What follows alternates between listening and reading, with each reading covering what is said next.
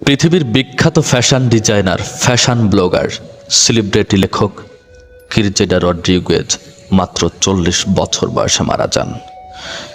Steve jobs যেমন টেকনোলজির icon ছিলেন, কিরজেডাও তেমন ছিলেন ফ্যাশন দুনিয়ার আইকন। দুজনের শরীরেই ক্যান্সার ঘর বাঁধে, দুজনেরই অকাল মৃত্যু হয় এবং দুজনেই প্রচুর ধন সম্পত্তি রেখে যান।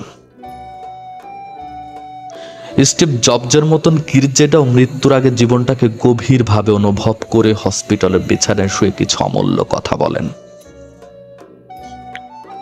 পৃথিবীর সবচেয়ে দামি ব্র্যান্ডের গাড়িটা আমার গ্যারেজে পড়ে আছে, কিন্তু আমাকে বসে থাকতে হয় হুইল চেয়ারে। সব রকম ডিজাইনের কাপড়, জুতো, দামি জিনিস আমার গৃহে ভরপুর, কিন্তু আমার শরীর ঢাকা থাকে হসপিটালের দেয় সামান্য একটা চাদরে। ব্যাংক ভর্তি আমার টাকা, কিন্তু সেই টাকা এখন আর আমার কোনো কাজে লাগে না। প্রাসাদের মতো আমার গৃহ, কিন্তু আমি শুয়ে আছি হসপিটালের টুইন সাইজের একটা বিছানা। এক 5 স্টার হোটেল থেকে আরেক 5 স্টার হোটেলে আমি ঘুরে বেড়াতাম, কিন্তু এখন আমার সময় কাটে হসপিটালে এক পরীক্ষাগার থেকে আর এক পরীক্ষাগারে। কত শত মানুষকে আমি অটোগ্রাফ দিয়েছি, আর আজ ডক্টরের লেখা প্রেসক্রিপশনটাই আমার অটোগ্রাফ। ব্যক্তিগত জেটে আমি যেখানে খুশি সেখানে উড়ে যেতে পারতাম, কিন্তু হসপিটালের বারান্দায় যেতেও এখন আমার দুজন মানুষের সাহায্য নিতে হয়। পৃথিবীব্যাপী ভরপুর নানা খাবার আর পানীয় থাকলেও দিনে 2 পিল আর রাতে কয়েক ফোঁটা স্যালাইন আমার খাবার। আমার চুলের সাজের জন্য 7 জন বিউটিশিয়ান ছিল, আর আজ আমার মাথায় কোনো চুলই নেই। এই গৃহ, এই গাড়ি, এই জেট, এই আসবাবপত্র, এত ব্যাংক অ্যাকাউন্ট, এত সুনাম আর এত খ্যাতি, এগুলোর কোনো কিছুই আমার কোনো কাজে আসছে না।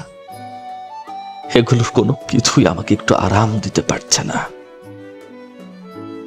শুধু দিতে পারছে প্রিয় কিছু মানুষের মুখ আর তাদের স্পর্শ। সেজন্য বিত্ত, বৈভব এসব নেই বলে যেন আপনার অনুশোচনা না হয়, এবং এসব না থাকায় কেউ কাউকে যেন অবজ্ঞা না করে, বরং আপনার যা আছে তাই যেন আপনাকে সুখী করে। মাথার উপর যদি একটা ছাদ থাকে তাই যথেষ্ট। ছাদের নিচে কত দামি আসবাবপত্র আছে সেটা মুখ্য নয়। দামি গাড়ি, দামি যে কোনো বহনের চেয়ে নিজের পা দুখানা যদি সচল থাকে সেটাই আসল ব্যাপার।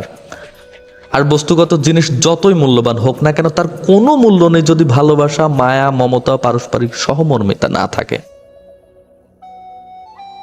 আপন মানুষগুলোকে কোনো দিন অবহেলা, তুচ্ছ করতে নেই, বরং যত বেশি পারো তাদের সঙ্গ উপভোগ করো।